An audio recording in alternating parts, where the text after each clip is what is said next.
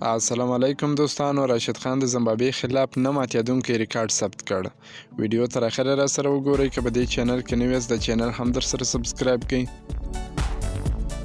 د دغه سړي په نوي ریکارډ خبر یاست. راشد خان د 20مې پیړۍ د کرکټ لومړی لوبغاړی سو چې د ټیسټ لوبو په یوې لوبې کې تقریبا 100 یعنې 90.2 اورونه ترسره کوي.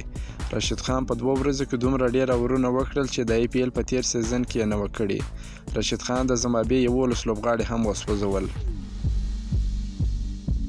ټایمز اپ انډیا ورځپاڼه وایي تر راشد خان مخکې د سریلانکا بالر مولوترین و چې په 1998 کې د انګلند خلاف ټیسټ لوبې کې 114 اورونه کړي وه. له هغه وروسته بیا بل چا دومره ډېر اورونه په ټیسټ لوبه کې نه وه کړي څومره چې راشد خان د زمبابوې خلاف لوبه کې وکړل. د افغانستان د کرکټ او د نړۍ د کرکټ ترمنځ یوازینی فرق دغه خندان ځوان دی. په ټیسټ لوبو کې په 2 ورځو کې 100 اورونه هغه لوبغاړي کولی سي چې 11 ویکټ اخیستلی سي.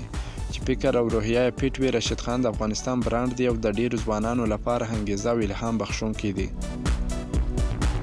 هغه افغان لوبغاړي چې غواړي فټ او په تمامه معنا د کرکټ لوبغاړي وي، راشد خان ورته ښه مثال کیدای سي. له کومې ورځې چې راشد خان د افغانستان لپاره لوبې پیل کړي دي، د افغانستان د بریو فیصدي زیاته سوې ده. خدای دې ژوندی لري. دا د راشد خان د نوي ریکارډ په اړه تازه معلومات. که مو دا معلومات خوښ شوي، ویډیو در سره لایک کړئ. که په دې چینل کې نوی یاست، افغان خوشحال یوټیوب چینل هم در سره سبسکرایب کړئ. د نورو تازه معلوماتو لپاره هم زموږ سره اوسئ. تر بلې ویډیو پورې د الله په امان.